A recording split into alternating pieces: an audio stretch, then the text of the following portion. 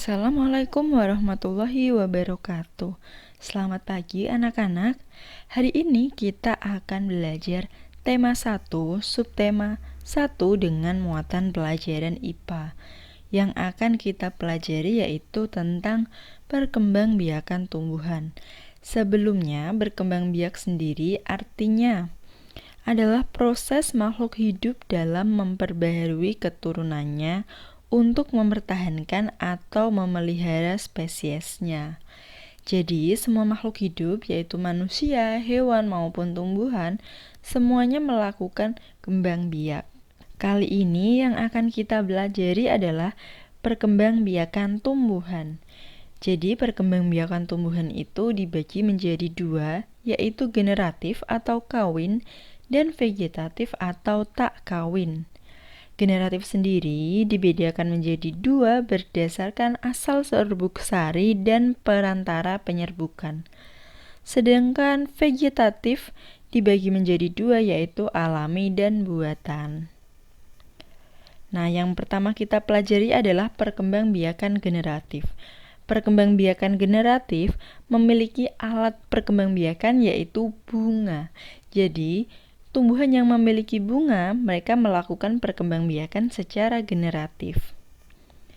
Jadi, pengertian dari perkembangbiakan generatif adalah perkembangbiakan yang melalui proses perkawinan dan penyerbukan.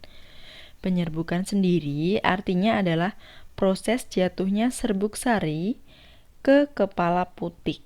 Serbuk sari biasa juga disebut dengan benang sari. Nah, alat perkembangbiakan jantan sendiri pada bunga disebut serbuk sari, sedangkan alat perkembangbiakan betina disebut putik.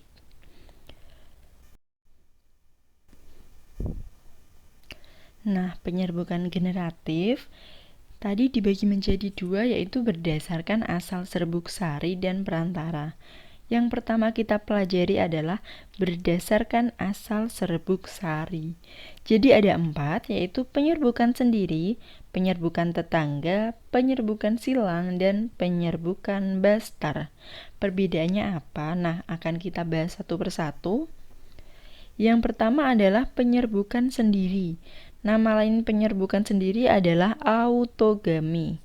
Autogami adalah penyerbukan yang terjadi jika serbuk sari jatuh ke kepala putik dari bunga itu sendiri. Jadi, serbuk sari dan kepala putik itu berasal dari satu bunga yang sama. Contohnya adalah bunga telang dan bunga turi. Kemudian, selanjutnya adalah penyerbukan tetangga. Pada penyerbukan tetangga atau geitogami, penyerbukan yang terjadi jika serbuk sari jatuh ke kepala putik bunga lain, tapi kedua bunga tersebut masih satu pohon. Jadi bunganya berbeda tapi masih dalam satu pohon. Contohnya adalah penyerbukan pada bunga jagung. Selanjutnya penyerbukan silang atau alogami. Alogami adalah penyerbukan yang terjadi jika serbuk sari jatuh ke kepala putik bunga lain yang berbeda pohon tetapi masih satu jenis. Nah, jadi penyerbukan silang ini bunganya masih sama tapi pohonnya sudah beda. Contohnya adalah labu, bawang, bayam, dan brokoli. Selanjutnya adalah penyerbukan bastar atau yang biasa disebut dengan hibridigami, yaitu penyerbukan yang terjadi jika serbuk sari jatuh ke kepala putik bunga lain yang berbeda pohon, tidak sejenis tapi masih satu famili. Jadi contohnya adalah serbuk sari dari jambu batu berdaging merah menyerbuki putik jambu batu berdaging putih. Nah, itu masih bisa karena masih sama-sama jambu. Bedanya hanya di warna daging. Nah, selanjutnya adalah penyerbukan generatif berdasarkan perantara, yaitu ada penyerbukan dengan bantuan angin atau anemogami, kemudian penyerbukan dengan bantuan hewan atau zoidiogami, kemudian penyerbukan dengan bantuan manusia yaitu antropogami, selanjutnya adalah penyerbukan dengan bantuan air yaitu hidrogami. Berikut adalah ciri-ciri bunga yang penyerbukannya dibantu dengan angin. Yang pertama, mahkota bunga berukuran kecil dan berwarna tidak mencolok. Kemudian serbuk sari kering, ringan, dan banyak. Yang ketiga, tidak berbau dan tidak berkelenjar madu. Yang keempat, kepala putik terjulur keluar.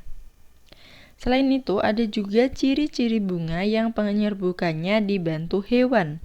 Yang pertama, warna mahkota bunga mencolok dan besar. Kemudian, bunga berbau khas. Yang ketiga, bunga memiliki kelenjar madu, kemudian serbuk sarinya lengket, dan kepala putik agak tersembunyi. Nah, setelah perkembangbiakan generatif, selanjutnya adalah perkembangbiakan vegetatif atau tak kawin. Vegetatif adalah proses perkembangbiakan tumbuhan yang dilakukan tanpa proses perkawinan atau tanpa adanya peleburan antara sel kelamin jantan dan betina. Tadi, jika generatif, kelamin jantannya adalah benang sari, kemudian sel kelamin betinanya adalah putik. Itu tidak berlaku pada perkembangbiakan vegetatif. Perkembangbiakan vegetatif sendiri dibagi menjadi dua, yaitu alami dan buatan. Alami dilakukan sendiri oleh tumbuhan tanpa campur tangan manusia. Jenisnya ada tunas, spora, umbi batang, umbi lapis, umbi akar, akar tinggal atau rizoma, tunas adventif, dan geragih. Sedangkan buatan dilakukan dengan bantuan atau campur tangan manusia. Terdiri dari mencangkok, okulasi, setek, merunduk, dan menyambung. Nah, perkembangbiakan vegetatif alami yang pertama yaitu tunas. Perkembangbiakan dengan tunas artinya tunas yang tumbuh dari pangkal tumbuhan induk menjadi tumbuhan baru. Contohnya yaitu bambu, pisang, tebu. Kalau anak-anak tidak tahu tunas itu seperti apa, maka perhatikan gambar berikut. Nah, ini adalah gambar pohon bambu. Kalau anak-anak pernah melihat dalam rumpun pohon bambu, nanti di bagian bawah ada yang tumbuh kecil-kecil seperti ini. Nah, ini dinamakan dengan tunas. Untuk tunas pohon bambu yang masih muda seperti ini bisa kita manfaatkan sebagai makanan. Nah, berikut juga pohon pisang. Jadi, di sekitaran pohon pisang, masih menempel dengan pohon pisangnya, itu akan tumbuh tunas-tunas pohon pisang. Nah, itu nanti akan menjadi pohon pisang yang baru.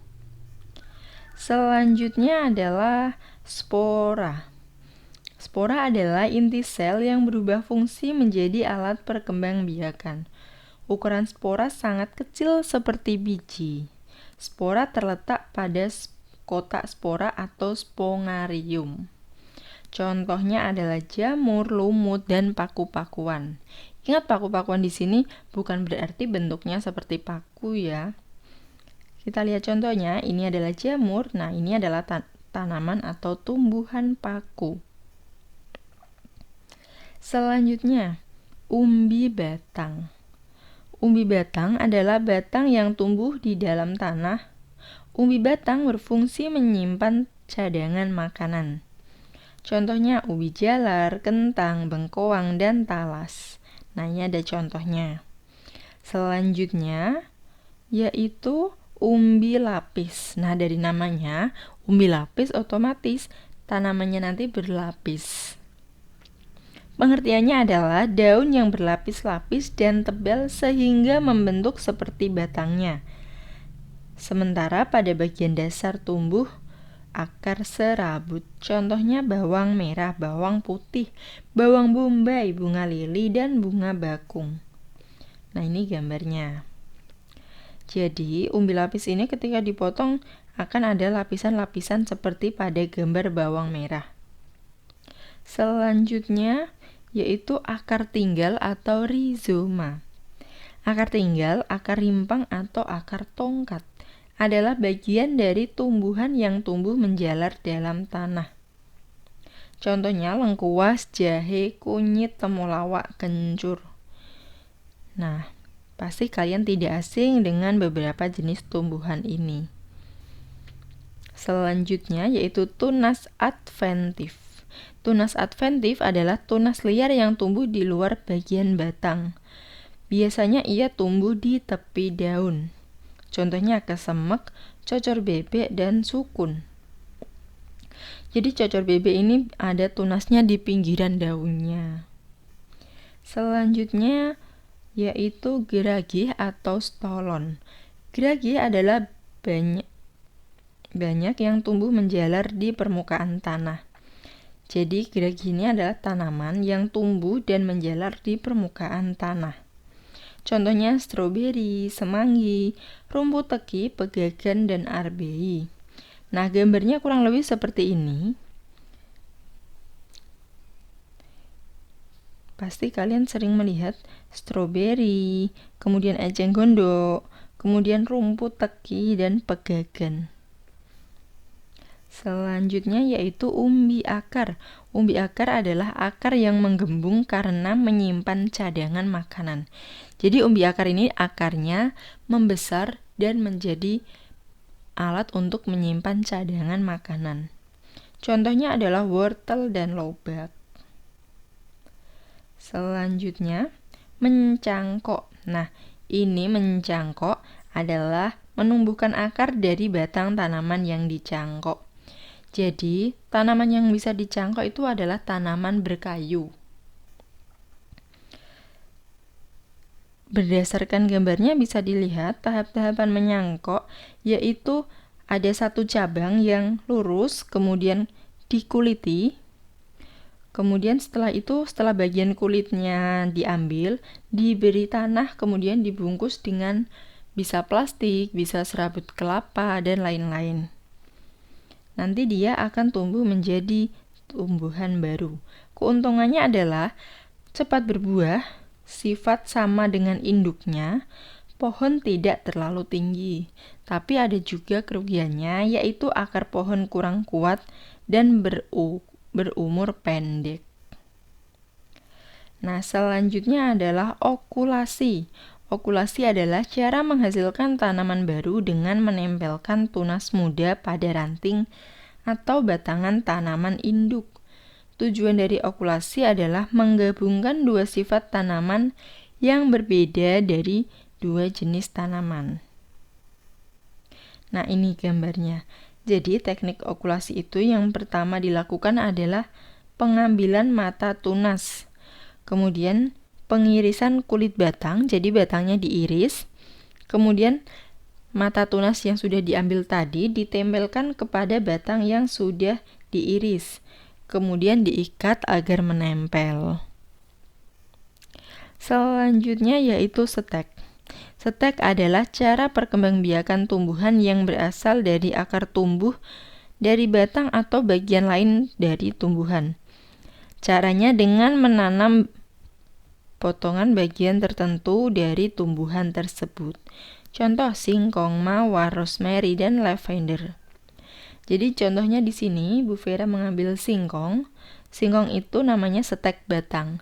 Batangnya tinggal dipotong-potong lalu ditancapkan di tanah, kemudian akan tumbuh menjadi pohon baru. Kemudian merunduk. Cara merunduk dilakukan dengan cara menumbuhkan akar dari batang yang ditanam ke dalam tanah. Kemudian, bagian cabang atau ranting yang tertimbun tanah tersebut akan tumbuh akar. Setelah akar cukup kuat, maka batang yang menghubungkan dengan tanaman induk dapat dipotong. Contohnya kangkung, kemudian sirih, stroberi, apel, sirih, gading. Ilustrasinya seperti berikut. Jadi ada tanaman, kemudian cabangnya ditarik, dimasukkan ke dalam tanah.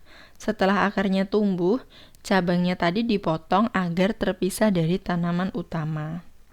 Nah, ini tanaman utamanya itu tumbuhan induk. Selanjutnya menyambung. Menyambung adalah cara perkembangbiakan tanaman dengan menggabungkan dua batang tanaman sejenis. Tujuan dari menyambung adalah menggabungkan sifat-sifat tanaman yang baik. Contohnya kopi, mangga, dan durian. Nah, untuk menyambung ilustrasinya sebagai berikut. Jadi, bagian batang bawah dan bagian pucuk atas. Bagian batang bawah itu dibelah dulu, kemudian bagian pucuk atas itu dimasukkan. Selanjutnya agar tidak lepas ditali. Setelah beberapa waktu, maka mereka akan menyatu. Nah, setelah sudah mempelajari perkembangbiakan secara generatif dan vegetatif, dan banyak sekali contohnya, silahkan dikerjakan tugas berikut di buku tema kalian. Silahkan dikerjakan dengan soal.